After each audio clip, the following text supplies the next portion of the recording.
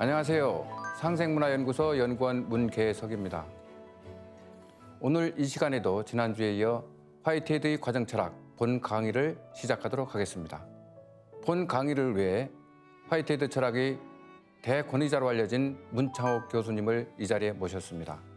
교수님 안녕하세요. 네, 안녕하세요. 교수님, 본 강의에 들어가기 앞서 교수님께서 지난주에 강의하신 내용들 중에 가장 중요한 부분들을 간추려서 간략하게 말씀해 주시면 고맙겠습니다. 네, 지난 시간에 강의 내용을 간단히 추리면 이렇죠. 현실 존재가 자기를 생성할 때 출발점은 과거에 이어진 객체의 요소를 반복하면서 출발한다. 인과적 느낌이라는 게 바로 그거죠. 인과적 느낌으로부터 출발한다. 그러나 동시에 그럼에도 불구하고 과거에 완전히 매몰되는 것이 아니라 새로운 주체는 자신의 주체적 형식이라고 하는 요소를 통해서 그걸 부분적으로 변형한다. 변화시킨다는 거죠.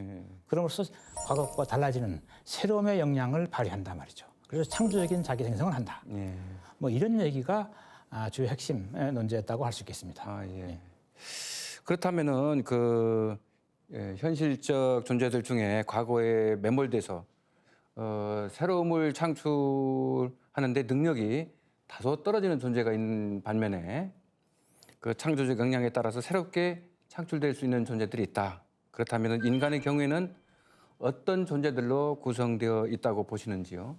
그러니까 인간을 구성하는 계기들의 경우에 그 하나하나 역량이 어느 정도의 것에 속한다고 볼 수 있느냐, 뭐 이런 얘기 같아요. 근데 이거는 아마 화이트헤드가 생각하기로는 인간의 경우에 인간을 구성하는 현실 계기들은 역량의 정도가 아마 가장 다양화되어 있는 층위가 다양화되어 있는 어떤 그 결합체로 보지 않았는가 이렇게 이해할 수 있겠습니다. 이게 무슨 말인가 하니 인간을 구성하는 신체를 구성하는 무기물들이 있어요. 무기물, 뭐 탄소화물이라든지 뭐 이런 거 있잖아요.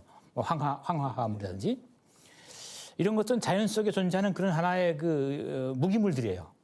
무기물들은 자기 변이가 약하죠. 그래서 끊임없이 반복하는 경향이 강해요. 그런 놈들이 인간의 몸을 구성하고 있어요.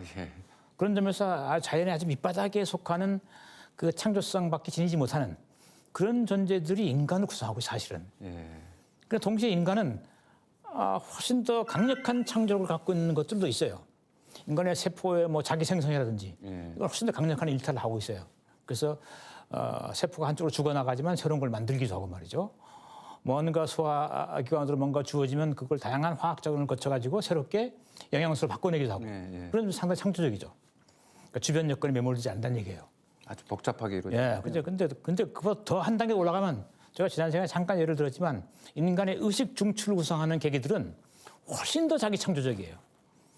과거의 기억에 매몰되지 않는 경우가 왕왕 있어요. 물론 이제 병리적 현상으로 들어가면 우리가 그 무의식적 어떤 요인에 의해서 뭐 트라우마에 시달리고 그런다 하긴 하죠. 그건 이제 우리 용어로 하자면 인과적으로 이제 지배되는 의식 중추인 거예요. 그러나 대체로 정상적인 상태에서라면 인간의 의식은 상당히 자유로워요. 다시 말하면 방금 전에 내 의식을 지배했던 어떤 관념, 생각을 싹 지워버리고 새로운 관념을 딱 떠올릴 수 있어요. 그렇잖아요. 여러분 내 얘기를 집중하다가 어느 순간 잠깐 내 얘기를 귀 닫고 속으로 뭐예요? 내 집에 가서 오늘 뭐 먹지? 할 수 있죠. 그만큼 자유로운 겁니다. 과거 여건으로부터. 그러니까 인간은 대단히 그 자기 창조적인 일탈적인 그런 계기들도 인간을 구성하고 있고 인간을 참여하고 있고 아주 자연의 뭡니까 인과적 힘에 복속되어 있는 그런 단순한 계기들도 인간을 구성하고 있고 그 상당히 복합적 층위 구성하고 있는 층위에 속하는 계기들로 구성되는 복합체다. 이거 화이트헤드 표현하자면 결합체다. 이렇게 얘기할 수 있겠네요. 감사합니다. 그럼 교수님 이번 시간에는 어떤 내용을 주제로 해서 강의에 임하실는지요? 오늘은 지금 방금 한 얘기, 그러니까 주체적 형식을 통해서 새로움을 창출한다고 할 때 그것의 원천을 지난번에 과거에 반복하면서 출발한다고 그랬죠? 반복하고 변형시키고 반복하고 변형시킨단 말이죠. 그 얘기를 조금 더 하고 그것이 끝나게 되면 우리가 시간이 돼서 끝나게 되면 이제 그 다음 현실적 존재가 이제 그런 어떤 느낌들의 다양성을 통해서 자기를 완성했을 때, 완결지어졌을 때 생성은 끝나요. 더 이상 주체의 활동을 하지 않아요. 예. 합생이 종결되는 거죠. 그 국면으로 넘어가게 될 겁니다. 그러니까 약간의 논의의 맥락이 좀 바뀌게 돼요. 우리가 아마 여기 초반부까지 가게 되지 않을까, 지금 제 생각으로는. 예. 강의가 진행되다 보면 또 어떨지 모르겠습니다. 질문이 또 많이 나오고 그러면 또 못 갈 수도 있고. 예. 그렇습니다. 그런 논의가 아마 오늘 강의의 주요 맥락이 되겠습니다. 예. 그러면 교수님을 강단에 모셔 강의를 청해 듣도록 해보겠습니다. 교수님 강의 부탁드립니다. 네.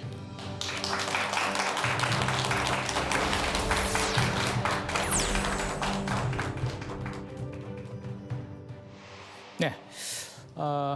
지난 시간에 주체적 형식과 새로움의 창출이라고 하는 주제로 얘기를 했고, 그 마지막 구절을 보면 알겠죠?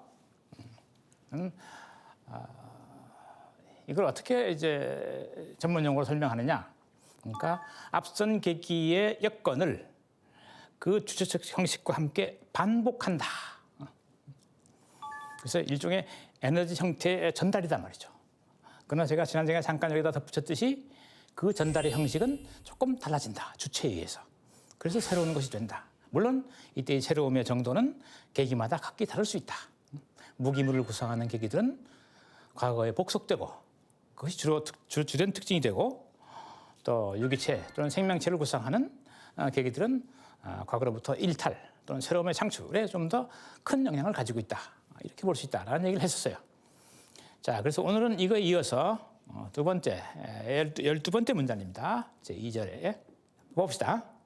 표현이 좀 처음부터 좀 이상하긴 하지만, 그 산출의 역사에 기인하는 억제나 추가, 약화나 강화를 별도로 한다면 물리적 느낌 X의 주체적 형식은 느껴진 느낌 N의 주체적 형식의 재연이다.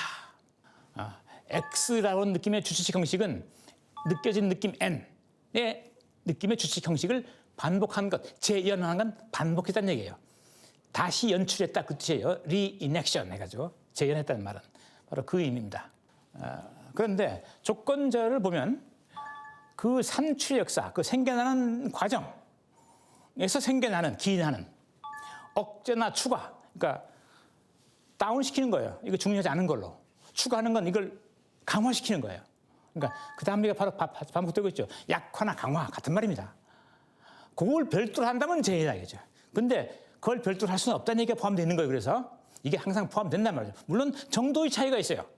어떤 경우는 저런 강화나 약화가 아주 강하게 개입하고, 어떤 경우는 약하게 개입한다. 약하게 개입하는 경우가 어떤 경우라고? 무기물을 구성하는 현실적 존재인 경우는 약하게 개입한다. 그래서 인과적인 과정에 매몰된다.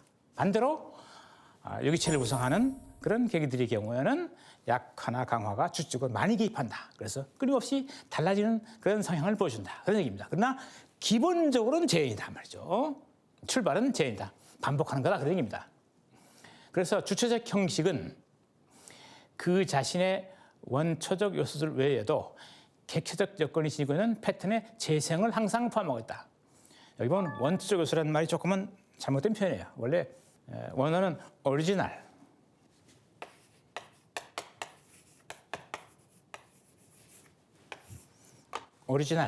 뭐예요? 독창성, 독창적인 그런 뜻입니다. 그러니까 다른 것을 베끼지 않은 것. 그러니까 그 자신의 원초적에서 독창적인 요소, 그러니까 주체가 새로 결정하는 어떤 것, 평가의 어떤 그 방식을 얘기하겠죠. 그걸 외에 항상 객체적 여건이 지니고 있는 패턴의 재생, 반복. 아까 재생은 재연과 같은 말입니다. 자꾸 말이 반복돼서 그런데 재연, 리인액션, 다시 가동시키는 것, 재연, 재생, 리프로덕션, 다시 만들어내는 것 같은 말이에요. 이걸 쉬운 말로 이렇게 어렵게 뭐 한자 말로 쓸 거 없이 반복. 이입니다. 항상 객체적 여건이 지니고 있던 그 여건 또는 그 정식을 반복하고 있다 이 말이죠. 그러니까 자신의 원초적 독창적 요소와 반복 요소를 함께 가지고 있다 그 얘기입니다. 따라서 원인은 자신의 느낌을 그 새로운 주체에 의해 그 자신으로서, 새로운 주체 자신의 것으로서, 그러면서도 그 원인과 끊을 수 없는 것으로서 재생되도록 넘겨준다. 이것이요. 그러니까 원인은 자신의 느낌을, 원인은 뭐겠어요? 다시 그리고 갑시다. 원인은 A입니다. B는 결과고, A, 원인은 자신의 느낌, N을 B의 것으로서 X, B의 X로 넘겨준다. 그런 얘기입니다. 그러면서 그 원인과 끊을 수 없는 것으로 반복 요소가 있기 때문에 끊을 수 없는 것으로 재생되도록 넘겨준다. 그러니까 앞에 원인의 것이 결과에서 반복되는데 거기에는 그 결과의 주체적 어떤 그 결단이, 독창적인 결단이 가미되어서 약간의 변형을 또는 어떤 경우는 상당한 변형을 거칠 수 있다. 뭐 이런 얘기입니다. 이게 뭡니까? 물리적 느낌이라고 하는 것은 적어도 객체로부터 주체로 전달되는 것인데 여기에는 언제나 반복의 요소가 있는가 하면 독창적인 요소가, 주체의 독창적인 결단의 요소가 개입한다. 그래서 새로운 산출은 지난 시간에 마지막 제가 정리하면서 잠깐 얘기했지만 환경 여건에 의해서 완전히 결정되는 것도 아니고 오히려 주체의 어떤 영향에서 완전히 새로운 구조 창출되는 것도 아니다. 환경으로부터 자유로운 존재 없고 환경으로부터 완전히 복속되는 존재 없다. 이렇게 얘기했었어요. 그 얘기를 다시 와이테드의 언술로 다시 한번 정리한 겁니다. 자, 여기까지가 12번째의 문단입니다. 그 강의를 들으면서 생각을 해봤는데요. 주체적 형식은 객체의 반복이면서 반복이 아니다라는 생각이 자꾸 들어요. 그럼 서로 논리적인 모순을 갖고 있지 않을까요? 맞습니다. 뭐 그 형식 논리상은 모순이죠. 반복이라는 말을 하지 말든가, 아니면 주체적인 어떤 독창성이 있다고 하지 말든가, 둘 중에 하나야지. 반복이면서 독창성이 있다라고 하는 말은 순간 어떤 셀프 컨트로딕션, 자기 모습처럼 보일 수 있죠. 예. 근데 뭐 논리적으로는 그렇습니다. 논리적으로는 그런데 세상은 그런 경우가 많아요. 실제 사건 중에.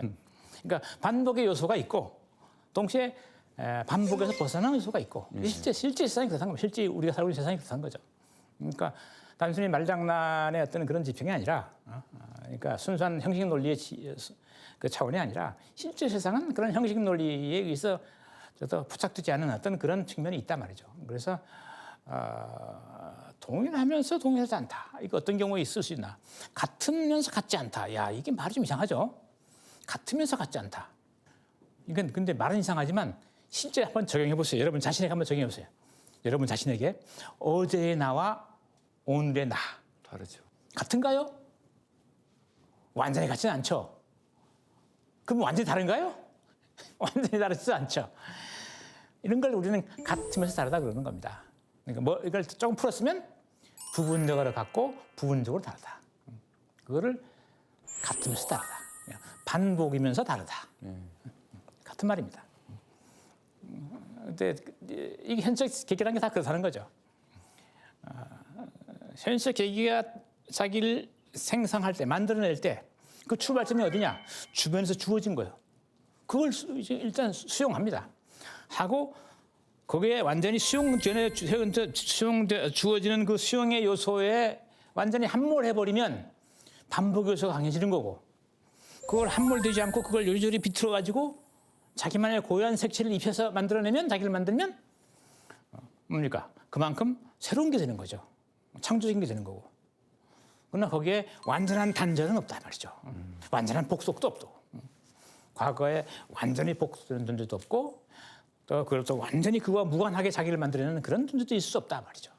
그거를 지금 반복이면서 다르다라고 하는 겁니다. 그렇게 이해하시면 되겠습니다. 그러면 텍스트를 조금 진척시켜 보죠. 연속되는 문단의 후반부입니다. 그래서 여기에는 느낌의 흐름이 있다. 우리가 지난 시간에 봤던 에너지 형식의 전달이 있다는 표현의 다른 표현입니다.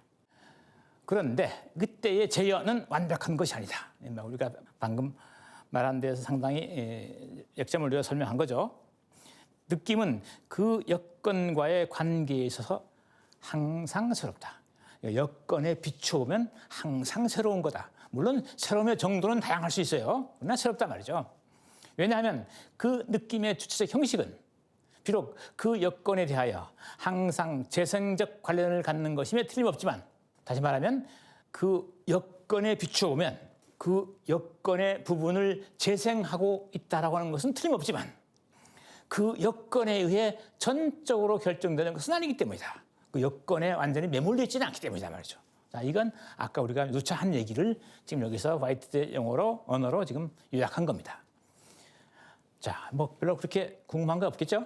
혹시 있습니까? 없으면 여기까지 되었다 보고, 그다음 마지막 13번째 문단입니다. 제2절에. 자, 그래서 원인, 앞에 존재하는 앞에 있었던 현실적 존재입니다. 그림에서 우리가 봤었죠. 원인 A, 원인은 주체적 형식의 부분적 동일성을 수반하는 결과 X 속에서 재생되는 느낌 N을 느끼는 자였기 때문에 결과 B의 구조 속에 객체적으로 존재한다. 그림으로 한번 돌아가 봅시다. 원인 A가 B에 객체적으로 존재한다고 했어요. 이게 무슨 말인가? 객체적으로 존재한다. 이거는 A 전체가 B에 내재하는 것이 아니라 자신의 부분 N을 매개로 해서 내재한다. 그 뜻입니다. 그래서 우리는 저 A 전체를 최초의 여건이라 불렀고, 저 N을 뭐라고 불렀었죠? 객체적 여건이라 불렀었어요. 객체적 여건은 B에 의해서 파악되는 부분, 그래서 반복되는 부분. 그러니까 A라고 하는 앞선 존재의 어떤 특정 부분을 자기 것으로 삼아서 그 A 전체를 객체화시킨단 말이죠. 그러니까 그때 이 N이 X로 이렇게 넘어감으로써 A는 B에 자기 그 자체가 전체로 참여하는 것이 아니라 객체적으로, 말을 바꾸면 부분적으로 참여하고 있다. 이런 얘기가 됩니다. 그래서 다시 아까 그 텍스트 다시 돌아가 보면 X 속에서 재생되는 느낌, N을 느끼는 자, 느낌의 주체야. N의 주체였기 때문에 결과 B의 구조 속에 객체적으로 존재한다. 그러니까 원초적으로 그 자체로 존재하는 게 아니라 그 얘기입니다. 그래서 원인이 객체적으로 결과 속에 있게 되는 까닭은, 다시 설명하고 있어요. 원인이 갖는 느낌 N, 앞에 주어진 그 객체적 여건인 N이 하나의 느낌으로서 원인인 그 주체로부터 추상될 수 없게 된다. 분리될 수 없게 된다. 이렇게 하세요. 분리될 수 없게 된다. 그림으로 들어가 봅시다. 여기 N은 이렇게 우리 실선으로 딱 잘라져 있죠. 그래서 가운데 파이프라인이 딱 설정됐단 말이죠. X로. 저렇게 N을 저렇게 딱 잘라서 피자를 이렇게 딱 잘랐다 하더라도 그때 잘라진 N은 원래 A의 부분이었단 말이죠. 그 A의 부분이라고 하는 특성을 잃지 않는다. 그럼 바꿔 말하면 이건 이 얘기를 왜 하냐니까, 저 N은 항상 A를 대변한다. A 전체의 특성을 나름대로 함축하고 있다. 그 뜻입니다. 그러니까 띄어내더라도 그 A 전체가 갖고 있던 특성이 거기에다 스며들어 있다. 이 얘기를 하고 싶은 거예요. 그래서 그 원인 주체로부터 완전히 추상되어서 N이 객체화되는 것은 아니다.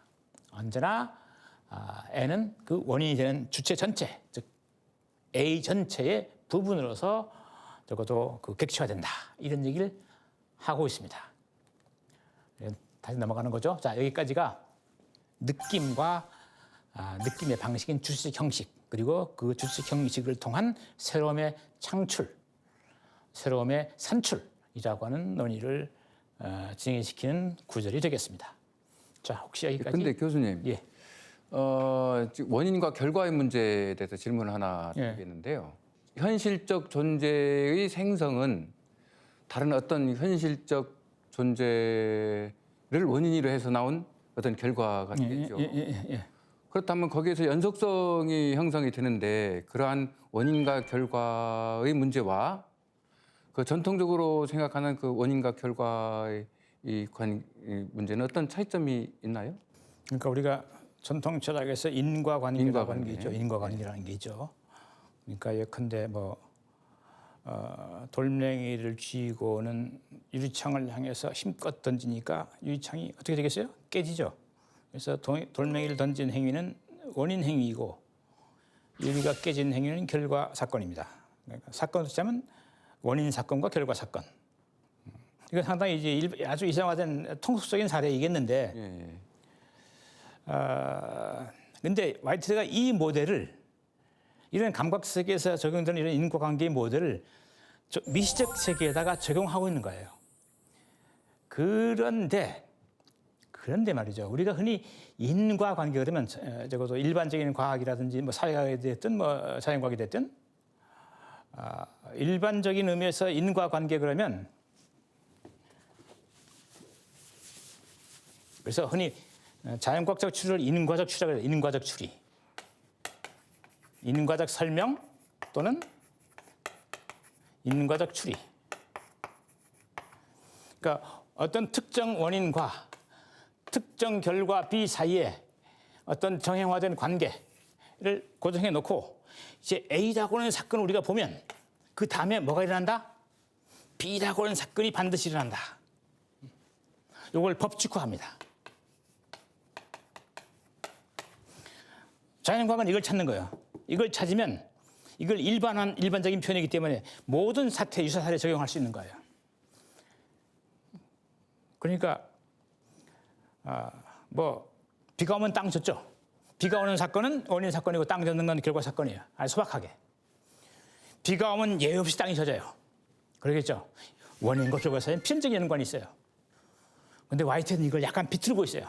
이 개념을 가져오면서도 뭐라 그랬어요? 지금 우리가 방금 얘기했지만 이게 똑같은 방식으로 반복되는 보장이 없는 거예요.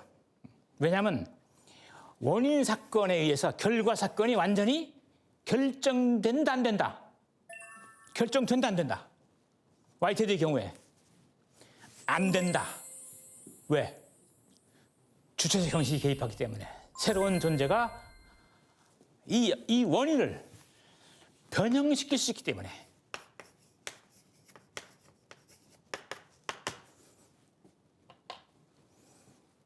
그러니까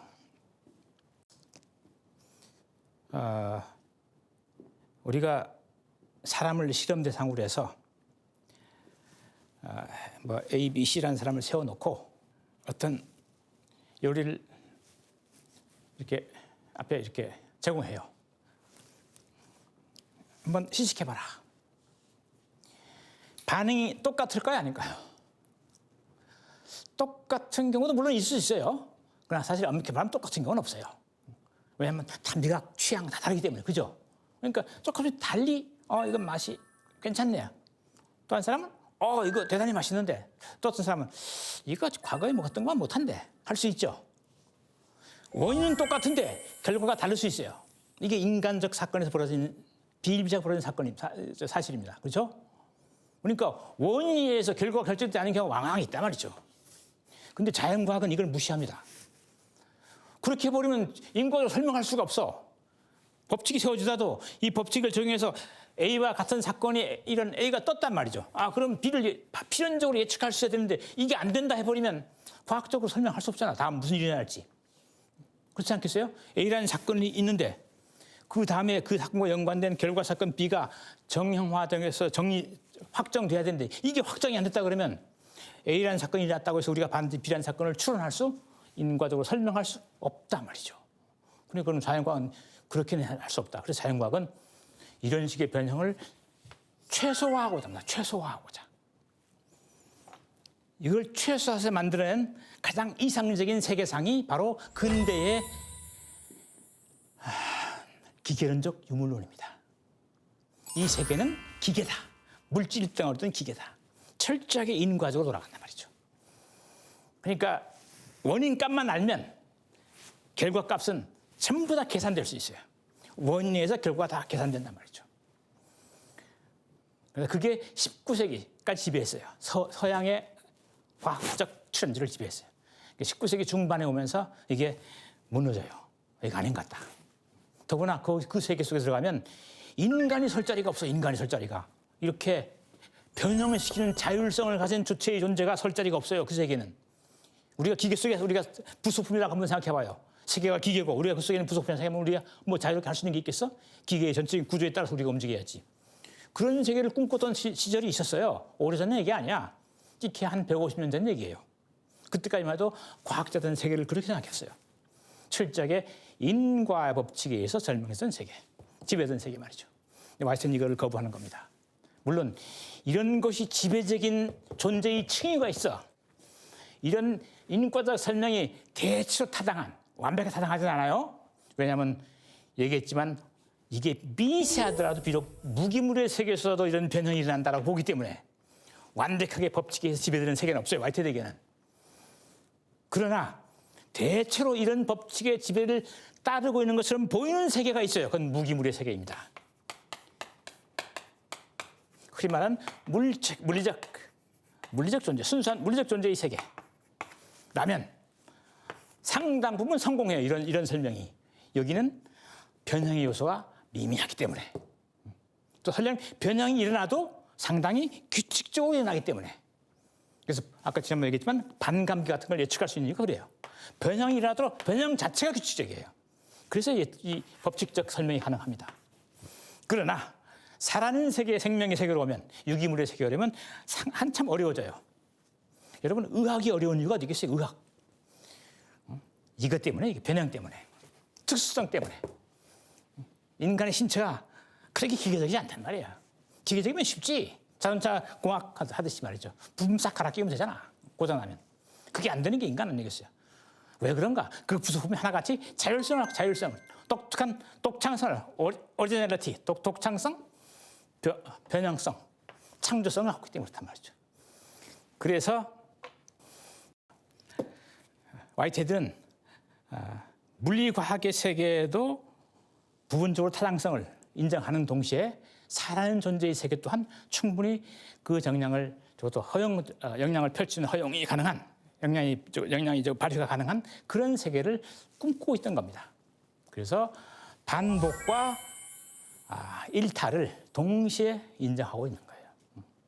네, 교수님, 지금 말씀하신 내용이 이제 작은 결과가 예측할 수 없는 결과를 낳으므로 미래는 예측이 불가능하다는 그런 카오스 이론하고 좀 비슷한 면이 있는 것 같습니다. 화이트헤드가 끝까지 고려했던 것 같지는 않아요. 그러나 타협은 될 수 있죠. 왜 이 세계가 철저하게 규칙 지배적이지 않은가? 왜 어떤 무질서 요소가 있는가 말이죠. 이 변형, 이게 무질서입니다. 무질서. 이걸 강조하면, 그러니까 존재 자체가 철저하게 수학적 질서, 수학적 법칙에서 이렇게 관리되고 있지 않단 말이죠. 언제나 그래서 벗어나는 놈들이 있단 말이야. 정도에서 어떤 것은 아주 그걸 거부한, 아주 그냥 아주 그것보다 철저하게 벗어나는 그런 존재들이 있단 말이죠. 뭐 그런 것을 염두에 두고 이렇게 이제 카오스 이론 같은 걸 다시 들여다보면 그걸 허용하는 측면은 있습니다. 그러나 그걸 염두에 두고 이런 표현을 쓰고 있는 건 아닙니다. 이렇게 이해하시면 되겠어요. 자, 이제 3절로 가는데, 3절로 가기 전에 지금까지 얘기를 잠깐 요약해 두는 것이 강의를 듣는 사람들에게 조금 도움이 될 것 같아서 간단히 지금까지 들었던 얘기를 키워드 중심으로 요약을 해드리겠습니다. 이런 얘기가 나오게 된 배경입니다. 우리가 우리가 읽은 텍스트의 첫 장, 챕터 1 말이죠. 또한 이 제목이 현실적 존재 이렇게 되어 있어요. 그러니까 actual entity.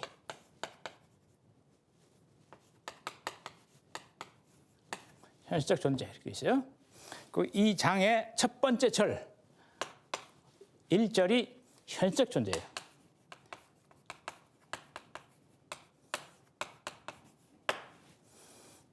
2절이 여기서 말하는 파악이었어요. 방금 파악. 지금 세 번째 절이 저기 뭡니까 라틴어로 저기 숫자 3대 있죠. 세 번째 절이 만족 뭐 등등 이렇게 돼 있죠. 이런 구조로 텍스트가 짜여 있어요. 처음에 현존하는 게 기본적으로 뭔가 얘기를 했어요. 이건 뭐예요? 이 세계를 구성하는 궁극적인 사물이다. 실제다. 세계는 인간이든 뭐 동물이든 무기물이든 모두 다 현실적 존재라고 하는 미시적인 생성의 사건으로 구성되어 있다. 이게 궁극적 실제다. 알티미트한 리얼리티다 말이죠. 그런데 이거는 고정된 사물이 아니라 생성의 사건이다. 이거를 화이트헤드 용어로 합생이라 부른다. 합생은 뭔가? 합생은 다수의 여건들을, 다수의 객체들을 통일시켜 나가는 과정이다. 그 객체들을 받아들이는 하나하나의 활동을 뭐라고 부른다? 경험, 느낌, 파악이라고 부른다. 그래서 현실주의는 파악으로 구성되는 파악의 구성체다. 이렇게 말할 수 있다. 파악들로 구성된다. 이 파악에는 뭐가 있다? 주체가 있고, 느낌의 주체, 파악하는 주체가 있고, 파악하는 객체, 와이테드 표현으로 여건이 있고 데이터가 있고 말이죠. 그 다음은 그걸 어떻게 파악하는가를 결정하는 주체적 형식이 있다. 주체적 형식은 반복인 동시에 뭐라? 일탈이다. 정도에 따라 다르다. 여기까지가 우리가 지금 방금 읽었던 부분까지의 내용을 키워드 중심으로 그냥 간단하게 요약한 겁니다. 무슨 얘기를 지금까지 했는지 오늘 처음 오신 분도 대충 알겠죠? 무슨 얘기를 했는지. 그 세부적인 내용은 모르더라도. 그죠? 자, 그러면 세 번째는 뭔가? 지금 만족, 자기 초월체, 객체적 불면성 이런 표현 썼어요. 이거는 이제 이 생성의 사건이 물리적 느낌에서 시작을 해요. 각 과거의 것들을 자기화하는 그 하나하나의 행위로부터 자기를 만들기 시작해서 자기를 다 만들었을 때, 다 만들었을 때, 다시 말하면 주어진 다수 여건들을 통일해서 하나의 느낌으로 딱 자기를 결정했을 때, 자기를 완성했을 때, 또는 자기의 목표를 달성했을 때 어떻게 되냐? 생성의 목표를 달성했을 때 어떻게 되냐? 그때 그 달성한 순간의 지위를 만족이라고 불러요. satisfaction. 뭐 어감상 크게 어긋나지는 않죠. 그렇다고 뭐 흡족한 건 아니지만 만족이라고 불러요. 하지만 합성하는 계기가 자신의 애당초 갖고 있던 어떤 이상적인 목적을 완성했을 때, 거기에 도달했을 때 그 상태를 만족이라고 불러요. 그러면 이렇게 만족하면 이제 더 이상 자기는 할 게 없어요. 자기를 다 만들었어요, 이제. 그러니까 뭐겠어요? 이제 더 이상 생성을 하지 않아, 자기를. 그러니까 더 이상 이제 자기를 생성하는 주체가 아닌 거야. 그럼 뭐가 된다? 객체가 되는 거야. 그 뒤에 나오는 그놈이 만족하면 그 후에 또 새로운 주체가 생겨나. 그거를 자기 것으로 삼으면서 또 생겨난단 말이죠. 그래서 여러분 주체가 아니라 자기를 초월해버려. 주체로 자기를 초월해. 자기 초월체. 주체가 아니다. 주체를 벗어났다 그랬습니다. 주체에서 벗어났다. 남은 의기예요. 자기 초월체란 말은. 그러니까 더 이상 주체가 아니다. 그래서 뭐가 된다? 객체가 된다. 벗어남. 그래서 객체가 된다. 무엇이 객체가 되는가? 새로이 생겨나는 또 다른 현실적 존재. 또 다른 새로운 현실 존재.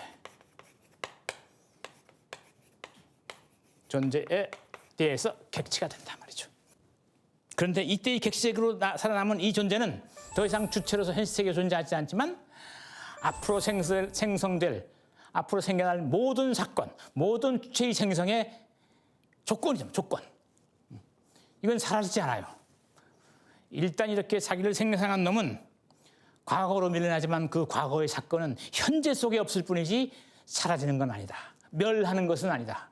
그러니까 주체로서는 사라졌지만 주체의 활동성, 자기 생성의 활동성은 멈췄지만 객체로서의 기능은 끝까지 가져간다. 영원히 가져간다. 그래서 객체적 불멸성이라고 부릅니다. 객체로서 불멸한다. 그래서 지난번에 한번 내가 잠깐 언제가 이런 얘기 한 적이 있어요. 여러분 오늘의 행위가 아무리 보잘것 없는 걸 하더라도 신중해라. 그 행위가 여러분의 앞으로의 역사에 끊임없이 동일하게 작동한단 말이죠. 거기로부터 벗어나지 못한다. 그러니까 오늘의 행위 하나하나에 성심성의를 다하라. 이 얘기입니다. 예, 좀 의문 사항이 들어서 질문을 드리겠습니다. 문제는 그 현실적 존재, 생성이라고 했을 때 생성의 사건이 이제 합생이죠. 합생 끝나면은 결국은 만족에 이르잖아요. 그러니까 그렇다면은 결국 만족이 되면은 객체화되는 사건이고, 그럼 주체는 사라지고, 그럼 주체와 객체 간에는 연속성이 확보되는 걸까요? 안 되는 걸까요? 주체와 객체라고 하는 건 지금 생성한 존재를 말하는 생성의 과정이 끝나고 그다음 생성하는 주체는 이제 없어졌겠죠. 그렇죠, 없어졌죠. 근데 그리고 주체가 새롭게 이제 나오겠지만, 예. 그러면 그 객체된 것들은 결국은 그 초월체니까. 예. 그러면은 새로운 그 주체가 또 있잖아요. 예. 이건 거기에 관계가 뭐냐? 예. 논리적으로는 불현실적이고 예. 개념적으로는 분리된 거예요. 다른 존재예요. 예. 그러니까 생성을 마친 객체와 새로이 출현한 주체는 다른 거예요. 존재가 달라요. 존재 위상이 달라요. 새로운 존재가 생겨났는데 객체를 소재로 해서 아까 A와 B를 그림 그렸었잖아요. A, 저건 과거 생성을 마친 존재. B는 이제 생겨나는 존재. 물론 B도 자기를 마치면 또 C라고 하는 놈이 주어질 거예요. C는 다시 마치면 D에 주어질 것이고 그런 거죠. 그러니까 이거는 개념적으로 논리적으로 전혀 다른 존재예요. 존재론적으로 다른 존재예요. 그러나 그것의 실질적인 연관을 보면 언제나 B는 A를 여건으로 해서 토대로 해서 조건으로 생겨나고 있어요. 그런 점에서 연속적인 거예요. 그러니까 어떻게 보면 단절된 또 다른 존재인데 그러나 거기에는 내적 연속성이 있다. 이렇게 말할 수 있을 겁니다. 그 내적 연속성을 확보해 줄 수 있는 어떤 그 뭐가 존재한다면 그게 아까 반복이죠. 반복하는 측면. N은 X로 반복된다. 또 거기서 굳이 그걸 단절적 측면이 뭐냐? 달라지고 있다. 변형시킨다. 그렇게 얘기할 수 있겠죠. 굳이 그렇게 이제 질문을 그렇게 던진다면. 그래서 연속적이면서 단속적이다. 뭐 이렇게 얘기할 수도 있을 거예요. 어쨌든 그러나 여기서 중요한 것은 새로운 존재라고 하는 것은 언제나 과거에 완결된 존재를 기반으로 해서 자기의 생성, 자기의 창조를 시작한다. 이 점입니다. 그러니까 무에서부터 자기를 창조할 수 없단 말이죠. 그런 존재는 없다. 이어서요. 예. 그 만족이라고 말씀하셨잖아요. 물론 이제 그 번역하면서 만족이라고 번역했을 것 같은데 여기서 만족이라는 개념은 어떻게 보면 우리 이제 가치 문제, 어떤 뭐라고 하나 그 일종의 어떤 정서적인 문제의 만족으로 이제 개념으로 쓰고 있는데 그런 만족은 아니겠죠?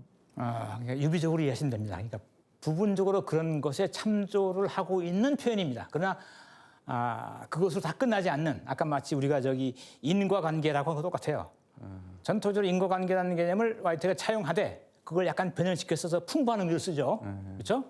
마찬가지로 만족이라는 것도 우리가 흔히 쓰는 뭐 정서적인 만족 그것을 특수한 사례로 포함하고 있는 아주 일반적인 의미의 만족. 그러니까 이건 굳이 이제 만족이라는 말을 자꾸 정서적으로 이렇게 가져가면 오해가 생길 수 있으니까 어떻게 이해하냐니까 특정한 목표를 달성했음.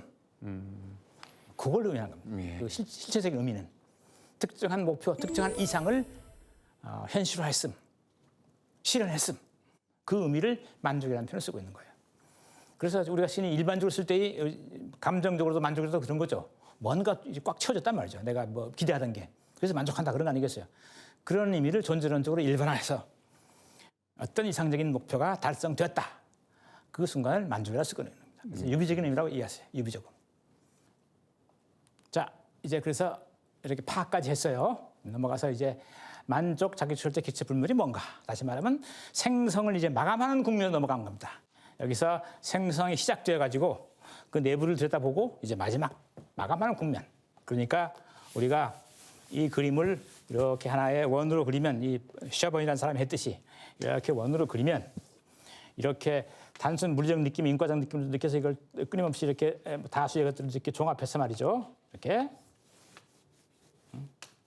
종합하고 뭐 이렇게 종합하고 또 뭐 이렇게 종합해서 하나의 느낌을 가져간단 말이에요. 그래서 여기서 더 이상 통일을 할 게 없어요. 다수의 느낌을 하나로 묶어서 통일시킨단 말이죠. 이 과정, 이 마지막 느낌이 하나의 느낌으로 통합되는 과정이 만족이에요. 우리는 지금 여기까지 봤어요. 여기까지. 여기가 이제 마지막 요 단계를 볼 차례입니다. 봅시다. 뭐라고 하고 있는지. 현실적 존재는 하나의 과정이며 이거 하나의 프로세스, 내적 프로세스, 합증의 과정이에요. 과정이며 이 과정을 통해 미완의 주체적 통일성을 갖는 많은 작용들은 만족이라고 불리는 작용에 완결된 통일성으로 귀결된다. 그러니까 여기서는 아직 완전히 통일되지 않았죠. 그래서 미완이에요. 통일로 하나의 통일된 느낌으로 다 갖지 못한 중간 단계예요. 그래서 그걸 미완의 통일성이라고 그렇게 부르겠어요. 미완의 주체적 통일성. 이것이 쭉 가서 최종적으로 통일되는 게 이제 완결된 통일성입니다. 만족이라 부르는 완결된 통일의 완결 이렇게 통일의 완결 완성. 여기는 그럼 뭐야? 통일의 뭐겠어요? 완성에 대비시켜서 미완성. 아직 통일되지 않았단 말이죠. 그러니까 다수의 데이터들을 끌어모아서 다양하게 평가하고 그것들을 이렇게 결합시켜서 하나의 느낌으로 이렇게 완결짓는 과정, 이게 합정의 과정이다. 자기 생성의 과정이다. 이 하나의 느낌은 이건 목표였던 거예요. 목표. 아까 이상적인 목적, 목표 그런 말 했었죠. 이걸 다루면 만족한 거란 말이죠. 그래서 통일의 완성. 완결을 통해서 규율된다. 그다음 현석 존재는 우주의 모든 항목과의 완벽하게 결정된 유대관계. 이는 긍정적 파악이거나 부정적 파악이겠다 말이죠.를 동반하는 하나의 복잡한 느낌에서 그 생성을 종결한다. 이러한 종결이 그 현실 존재의 만족이다. 이렇게 돼 있어요. 그죠? 앞에 얘기는 조금 설명을 좀 더 합시다. 네 번째 줄이죠. 현실 존재는 우주의 모든 항목과의 완벽하게 결정된 유대관계를 동반하는 하나의 복잡한 느낌에서 그 생성을 종결한다. 하나의 복잡한 느낌, 만족입니다. 만족의 느낌. 이때 복잡하다는 건 다수의 것들을 이렇게 통합했기 때문에 말이죠. 이렇게 묶고 통합했기 때문에 복잡하다 그러는 거예요. 이때 만족에 이르면 여기서는 끊임없이 평가가 일어나요. 주체 형식에 의해서. 이거 다 느낌이니까. 이 느낌들이 계속 반복되는 거예요. 내부에서. 그러니까 주체 형식을 통해서 끊임없이 평가를 해요. 그러니까 여기는 아직 여기 들어온 자료가 충분히 평가가 끝난 게 아니에요. 계속 앞으로 가면서 평가가 바뀌니까. 최종적 만족하면 그 평가가 딱 고정돼요. 완성됐으니까 더 이상 평가하지 않아요. 생성이 끝났어요. 그러니까 이때 이 느낌을 통해서 원래 들어던 자료가 그 기능을 고정시킨다. 확정되게 돼요. 그러니까 이때 이 기능이란 건 이때 그 여건이란 건 뭐겠어요? 세계에 존재하는 것들 아니겠어요? 그죠? 객체적 여건에서 세계. 이것들이 이 목표와의 관계에서 확정적 관계를 갖게 된단 말이죠. 더 이상 변화할 여지가 없어요. 이런 의미로 여기서는 완벽하게 결정된 유대관계, 완벽하게 결정된 유대관계, completely determinate bond 이렇게요. 완벽하게 결정된 그 말입니다. 그래서 그런 하나의 복잡한 느낌에서 곧 만족의 느낌에서, 만족은 느낌입니다. 느낌 중에 하나예요. 최종적으로 갖게 되는 느낌이죠. 자기를 완성시킨 때 갖게 되는 느낌. 그래서 그 생성을 종결한다. 주체의 생성 작용이 끝난다. 그 얘기입니다. 그래서 이런 종결을 만족이라 부른다. 얘기죠. 자, 두 번째, 합성의 과정은 그 주체적 형식들에 의해 제어되는 느낌들의 점진적 통합이다. 이거 바로 이 말이죠. 이렇게 점진적으로 이것을 묶어가지고 가는 가운데 이거 하나하나가 다 느낌의 주체 형식을 통해서 변조가 돼요. 들어온 것들을 변화시킨단 말이에요. 왜냐하면 하나 통일해야 되니까 어떤 것은 심지어 모순되는 것도 있어요. 조화되지 않는 것도 있고. 그래서 그걸 조화시키고, 조화가 잘 안 되면 하나는 좀 망치를 두들겨서 패고, 약화시키고, 어떤 건 좀 힘을 주어가지고 부각시키고 해서 하나의 느낌으로 적절히 통합해가는 과정. 이게 생성의 과정이란 말이죠. 그것도 그거예요. 그래서 주체 형식들을 통해서 그 하나하나 느낌들을 제어한단 말이죠. 그래서 그걸 궁극적으로 통일시켜간다. 그렇게 그 점진적으로 통일시켜가는 그 과정, 그게 합성의 과정이다 말이죠. 자, 이런 과정, 종합 과정 말이죠. 하나의 느낌을 생산하는 과정에서 초기 이상의 느낌들은 후기 이상의 더 복잡한 어떤 느낌의 구성 요소로 가라앉는다. 이건 말이 좀 그래서 그렇지 별 얘기 아니에요. 이렇게 느낌들이 온단 말이죠. 이렇게 초기의 느낌입니다. 시작할 때 물리적 느낌을 통해서 인과적 주어진단 말이에요. 이것들을 이렇게 묶는단 말이죠. 또는 뭐 이렇게 묶을 수도 있고, 이렇게 묶을 수도 있고, 이렇게 묶어간단 말이에요. 그러니까 초기의 느낌들은 주요한 느낌의 밑바닥에 가라앉아 있다 이 말이죠. 그 자체로 부각되어 있는 것이 아니라 구성 요소로 가라앉아 있다. 구성 요소가 되어 있다 그런 얘기입니다. 초기의 위상, 후기의 위상 그런 표현이 있죠. 여기가 초기의 위상, 중기의 위상이 있어요. 후기의 위상이고 위상이란 말은 페이스란 말인데 국면. 그러니까 하나의 프로세스가 있는데 어떤 프로세스? 합성의 프로세스. 합성의 과정이 있는데 초기의 과정에 속하는 게가 있고 중기 과정에 속하는 데가 있고 후기 과정에 속하는 데가 있다. 이건 한 4개로 나누는 경우도 있어요. 논리에 따라서는. 그래서 초기를 호응적 위상, 두 번째를 보완적 위상, 세 번째를 만족의 위상 이렇게 구별해요.